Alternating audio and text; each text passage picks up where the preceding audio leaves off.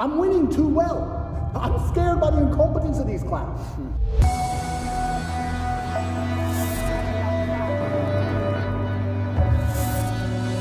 If this guy is so innocent, how can they get you to go to the dungeon for 92 days? How can they put you on house arrest? How can they do all this stuff?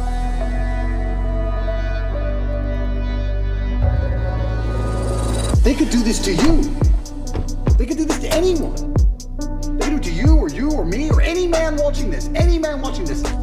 I wake up instinctually at 5 a.m. because that's when they raid your house. I wake up at like 4:59. I just fucking shoot up. Empires have fallen so many times because they thought they can get away with murder, and then eventually people said, listen, stop. You're not gonna do this to me anymore. We're not gonna take a stand. When I destroyed the BBC, my brother was celebrating. I knew. I said, Tristan, no. You don't beat the British Broadcasting Corporation and make fools of them like this without some new bullshit. This is where their argument has leaks in it. I'm genuinely looking for guidance here. Am I supposed to roll over and fucking lose? You sincerely don't know what the right thing is. I sincerely have decided that the best thing I can do is stay true to my faith and stay true to God and tell the truth and fight.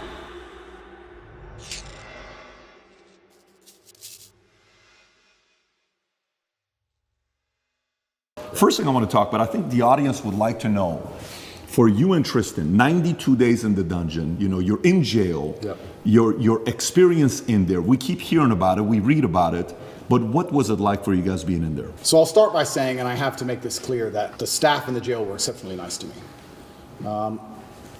They were very apologetic. The vibe was apologetic. Nobody was really treating me like a criminal. There were a few guys who were icy cold, I guess you could call them. They like to think of themselves as professional, but they were just inhuman. But over time, they warmed up, and I was exceptionally nice also to all the staff. Jail was terrible. I'm going to start by saying jail was terrible, and I was miserable inside of the jail cell. It's a good thing depression isn't real, because I would have been depressed. The people in the middle may say the following question. They may say, and I may have asked this question from you last time as well. They may say, Andrew, okay, if this guy is so innocent, how can they get you to go to the dungeon for 92 days? How can they put you on house arrest? How can they do all this stuff? Yeah. If you're somebody that was born in US, you lived in UK, how come somebody else isn't coming to bail you out? You got different lawyers. How is it that they can keep doing this to you if you're not guilty? What do you say to those people? I say these things on podcasts to protect myself, and I don't want anyone to think I'm paranoid or crazy, because I really don't believe I am. The reason I think I'm particularly at risk is for the thing you just said. It's the masculine youth who are my fans. It's the 11-year-olds, 12-year-olds, 15-year-olds, 16-year-olds. They are the future of the world. They're the people you want to go and die in a ditch. They're the soldiers you need. Those are the people you need psyoped. You need them psyoped. You can't have a bunch of men who aren't psyoped. Mm-hmm. That's when you lose control of everything, when the men don't listen anymore. And they're all listening to me. And I'm teaching them things like God, religion, personal responsibility, accountability, discipline. And everyone's saying, well, why are they attacking Andrew for just telling the truth and making me go to the gym? Because when you have these things, when you have accountability and discipline and personal responsibility, you have a barrier, you have a parameter, you have a no, you have a limit. They don't want you to have a limit. None of the men are allowed limits. We must accept whatever we are given from our relationship with our woman, from the government, from our job. We're just the slaves. We're the backbone of the tax bracket. We just have to shut up and pay our taxes. As soon as we have limits, they have a problem. That's why they dislike the things I teach. What do I really say? What do I really teach young kids that's genuinely dangerous? What do I say? Go to the gym, stick up for yourself? Stick up for yourself, go to the gym, you're allowed an opinion. Educate yourself, be smart, work hard. Believe in things. Believe in yourself. Have friends. Have strong friends around you. Don't listen to dishonest men or dishonest women. It's not misogynistic to say dishonest people. Non-gendered should be anywhere near you. You should have standards for who's your friend. Standards for who you have relationships with romantically. Whether you're gay or straight. You should have standards. Telling men to have standards is now wrong think. Because as soon as men have standards, they lose control. They don't want any man to have any standard on anything. They want to come along and say, no, you need the 8th injection. Take it. That's all they want. I think that's the saddest thing that's happened to you, is because anybody that listens to your long form content, not 60 seconds on TikTok, fully understands that you're an advocate for male self-improvement. Absolutely. Jail as a whole, I mean, there's so many stories I can tell. There's so many different ways I remember it. There were times I laughed. I will sit and say some of the best days of my life were in jail. Get out of here. Yeah. And some of the worst days of my life were in jail. But there were days where me and Tristan, when we were finally in the same cell, there's times we laughed like we've never laughed before. I'll sit and admit that's absolutely not really true.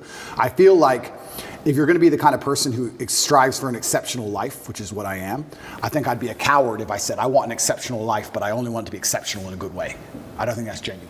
I want an exceptional life. And exceptional means away from the norm. And away from the norm means flying your Bugatti on a jet to Dubai and taking your own plane to meet it there. And it also means a Romanian dungeon with cockroaches on New Year's Eve. They're both exceptional experiences.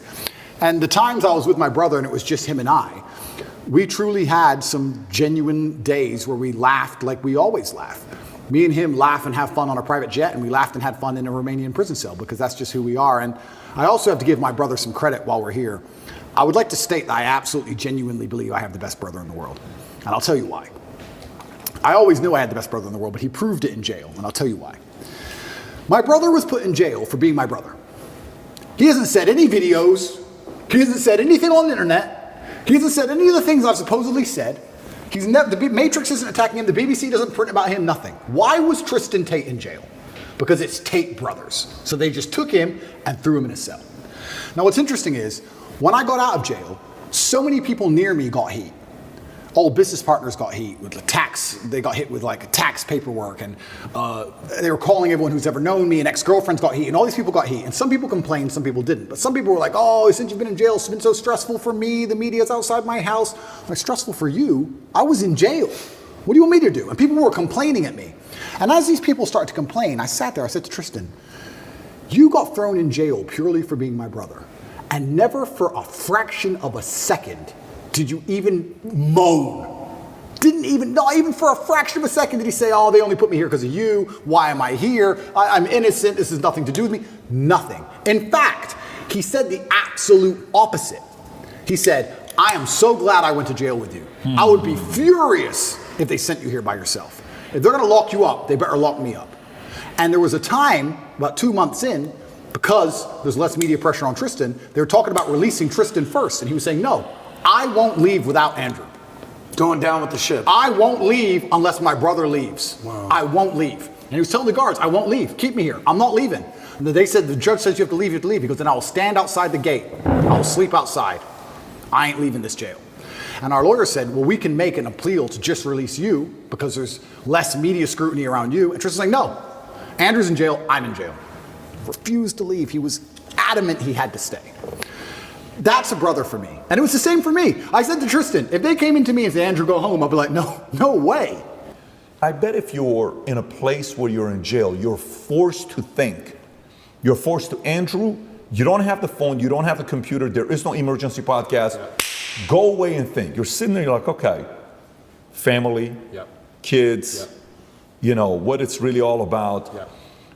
Those decisions, when you think about your kids, does it influence you to say, oh, what are you doing this? You know, why are you going through all this stuff? Maybe you got to make some changes in your lifestyle. Yeah. And if yes, in what areas? Yeah. Or does it say, no, double down even more because I'm fighting for them? Yeah, the thoughts in jail are very pervasive. And it's also a long time, maybe never, in the outside world where I had a thought in my head for weeks and weeks and weeks and weeks. You just satisfy the problem. You fix the issue in the real world. In jail, you can't do that. So yeah, family and kids, and those are the positive things that you do think about.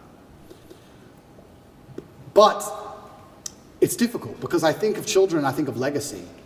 And then if you're going to think of your legacy via your children, you have to think of your legacy via your actions. And then you have to sit and by extension go, well, truly, truly on my deathbed, truly, will I be happier if I gave up or if I continued to tell the truth? I'm scared of the regret of thinking, you know what, I was the most famous man in the world and every man on earth was listening to me and I was really making a difference, but I got scared. I don't think I can live with that. I don't think I can live as a coward. I'd feel like a pussy. I just feel like a wimp. And sometimes inside of men, that's all it takes for us to do the most stupid things there is. The idea of feeling like a coward. A man will run into a burning building to not be a coward. If the firefighter, they go, there's children in there, and the whole building's on fire. It's like, well, I can't be a coward. Oh, fuck it. And you'll risk your life. It's something that's built inside of us, honor and pride. It's something that should be. It's what they're trying to take away from us. But it's what used to be built inside of men. And I just feel like I can't give up. I know what I'm doing is good. I know what I'm teaching is good. I know that people don't like it, but I know I'm not teaching anything that's bad. And yeah, I want my children to be happy, but I have daughters too. And how do you make sure that your daughters are secure and have a good future? Well, I think you do that by building good men. How else do you do it? My daughter is mine now, but she won't be mine forever. She's going to marry somebody. I like the idea of her marrying a good man with honor and principle, a man like me. I don't want to marry some idiot. So they call me a misogynist and I'm anti-woman. I'm pro-woman. The best way you can improve the lives of women is make men, better at being men. Because when a man is a good man, he's good for all of society, including women. He's good for everyone around him when he's good at being a man. So I feel like I'm helping them as well by extension. And it's difficult. And yeah, I can't say with honesty that I strongly considered giving up. It never crossed my mind. It was there for a second. Do I need to do this? And after like half a second, it was like, yeah, I do. I don't know why. I can't. It doesn't make logical sense. So kids didn't influence it one way or another? Kids made me want to do it more. Kids made you want to do it more? Kids made me want to do it more. Got it. I look up to my father as a hero, and I would hate for my sons to look up at me and not see me as a hero. Once again, brother, really enjoyed this. Thank you. Thank you. Thank you. Thank you. Watch the full episode now on Rumble.